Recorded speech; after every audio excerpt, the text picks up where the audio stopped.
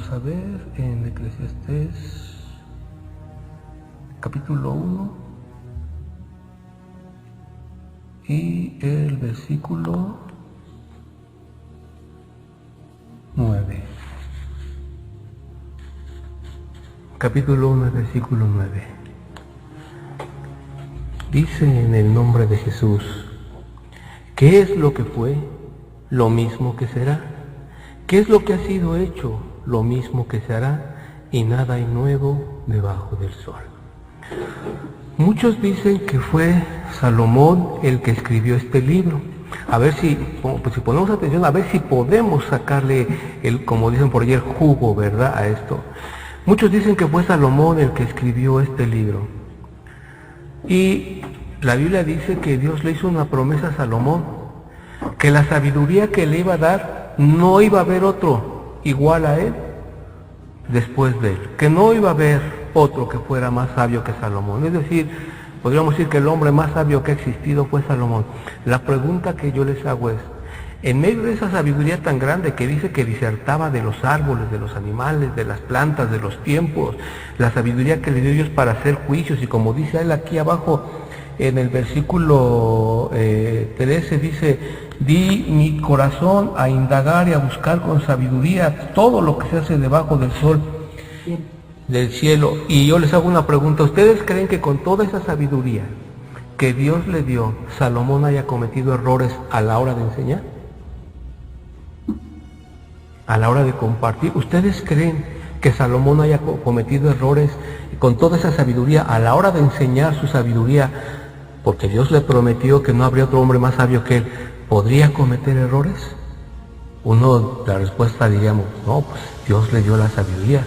Sin embargo, sí los cometió. Y lo vamos a ver aquí abajo.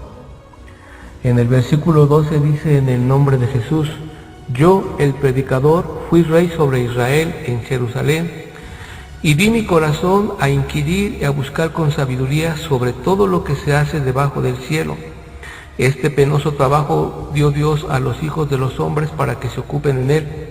Fíjense lo que dice: miré todas las obras que se hacen debajo del sol, y he aquí todo ello es vanidad y aflicción de espíritu. Y luego dice: lo torcido no se puede enderezar, y lo incompleto no puede contarse. Fíjense estas dos cosas que dice él. Dice: miré todas las obras que se hacen debajo del sol, y aquí todo ello es vanidad y aflicción de espíritu. ¿Acaso es vanidad sembrar la tierra? ¿Acaso es vanidad bañarse? ¿Acaso es vanidad visitar a tus padres? ¿Acaso es ayudar a los necesitados? Sin embargo, él decía que sí. Dice: todas las obras que se hacen debajo del sol, todo es vanidad. Todo es vanidad. Si tú le ayudas a una viejita a cruzar la calle, él dice que es vanidad. Si tú le ayudas a alguien que no tiene para comer, le regalas algo, dice él que es vanidad. Si tú trabajas, dice que es vanidad y aflicción. Ahora dice: y aflicción de espíritu. ¿Acaso se va a afligir mi espíritu por ayudarle a alguien que no tiene que comer? ¿Acaso se va a afligir mi espíritu por ayudar a alguien que está necesitado? ¿Acaso se va a afligir mi espíritu porque alguien se cayó y yo lo levanté, o porque fui a trabajar? Claro que no. Entonces, ¿por qué? ¿Por qué este cambio? Luego dice: lo torcido no se puede enderezar. Fíjense lo que dice él: lo torcido no se puede enderezar. ¿Y nosotros no éramos de lo torcido? ¿Y qué dice la Escritura? Y Dios escogió lo vil y menospreciado del mundo.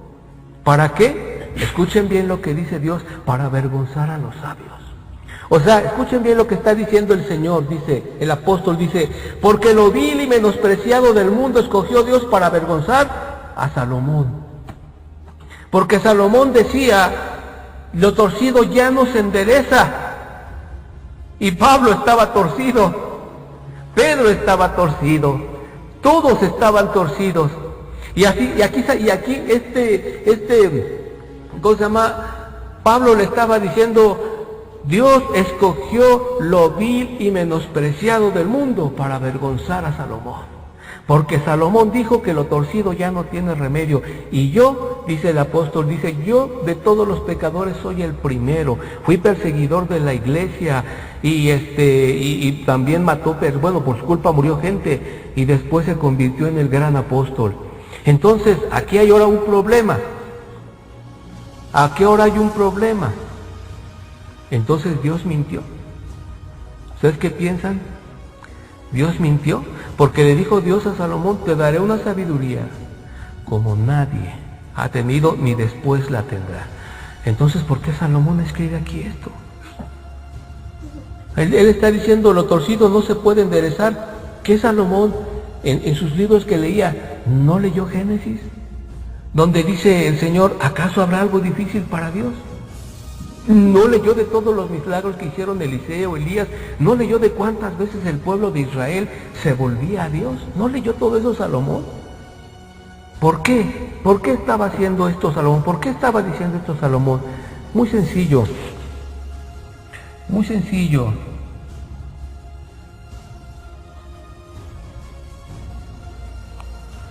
Porque aquí más adelante, ahorita no recuerdo el pasaje, miren lo que dice en el capítulo 2.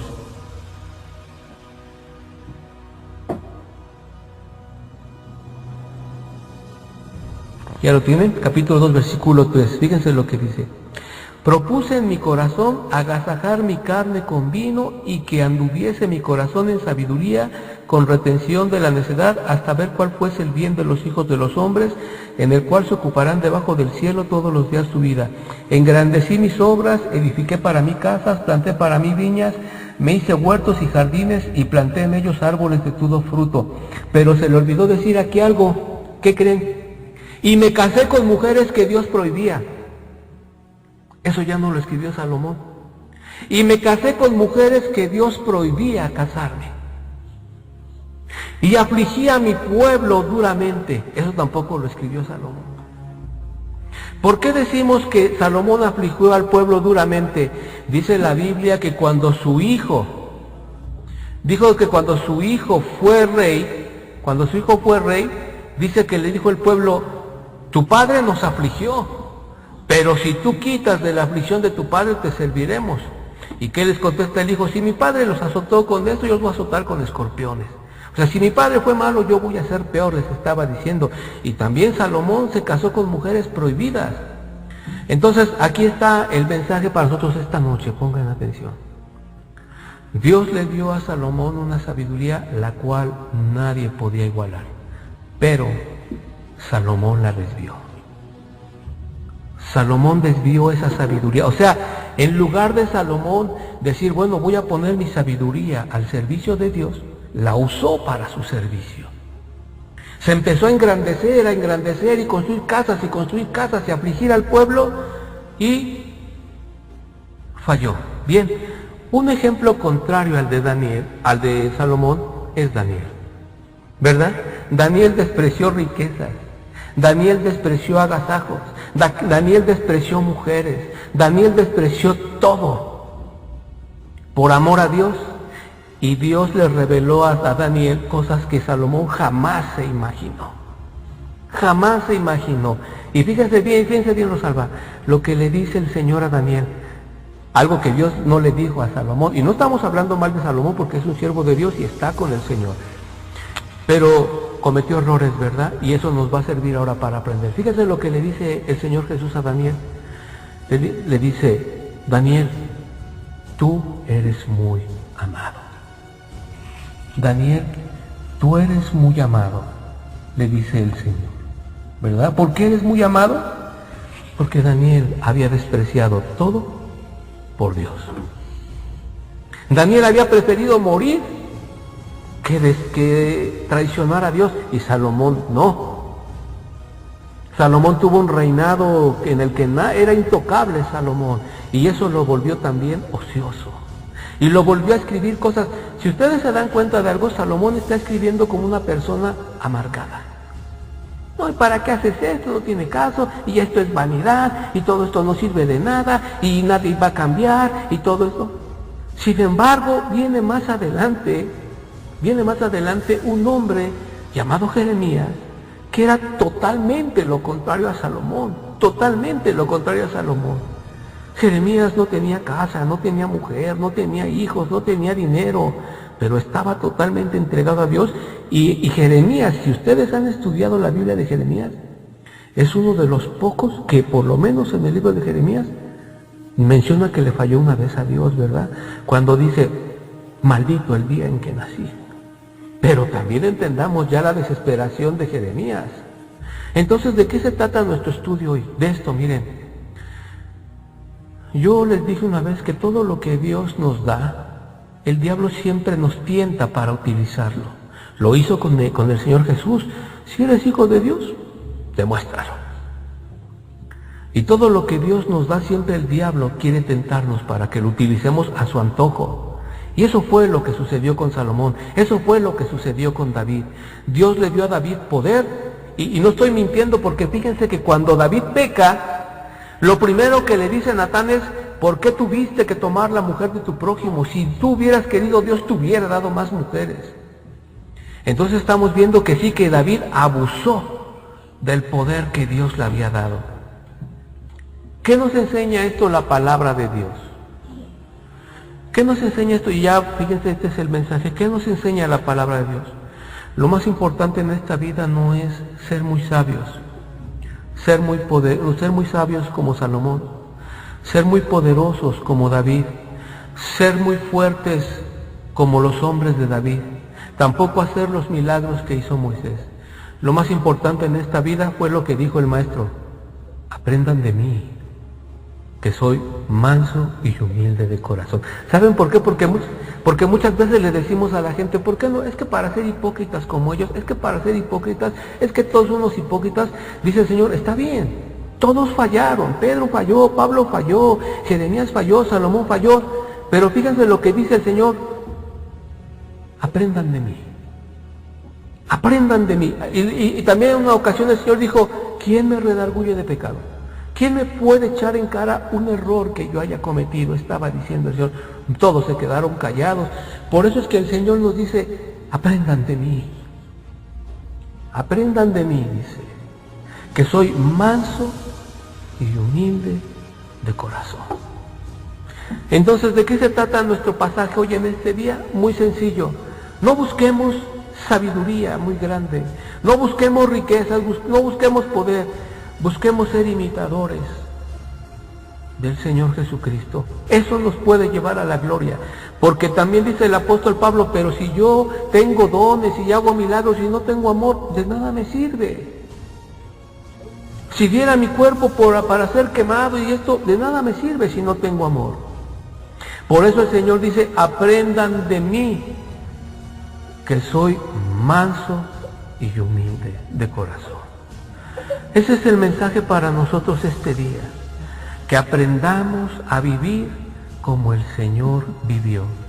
Él en una ocasión le dice a un joven que le dijo que lo quería seguir, le dice, mira, las zorras tienen sus cuevas y las aves tienen nidos, yo no tengo dónde recostar mi cabeza, ¿quieres seguirme así?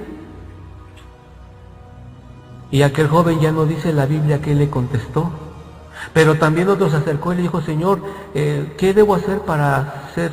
Vende todo lo que tienes y dáselo a los pobres y hallarás tesoros en... No quiso. Entonces, hoy la palabra nos dice algo muy importante. Salomón cometió errores tremendos como este, ¿no? Al decir, ya nada puede cambiar. Todo es vanidad. Es que para él ya todo era vanidad. Es que para él ya todo estaba mal. Porque él ya estaba mal. Y recordemos que dice la Biblia que terminó arrodillándose ante dioses ajenos. ¿Dios lo perdonó? Seguramente sí, porque era su siervo y seguramente le había promesa que le había hecho a David de que se sentaría en su trono. Podemos creer que sí se arrepintió, que Dios lo salvó. Pero el tema ahorita es otro. El tema ahorita es otro. Salomón con toda su sabiduría, lo dice el Señor, y con esto vamos a terminar. Dice, miren los lirios del campo, no hilan ni trabajan. Dice, y en verdad les digo que ni aun Salomón con toda su gloria se vistió como uno de ellos. Dice, Y si a las flores del campo, que hoy son y mañana se secan, Dios las viste así, ¿qué no hará por ustedes? Pero para que Dios lo haga, necesitamos ser imitadores del Maestro.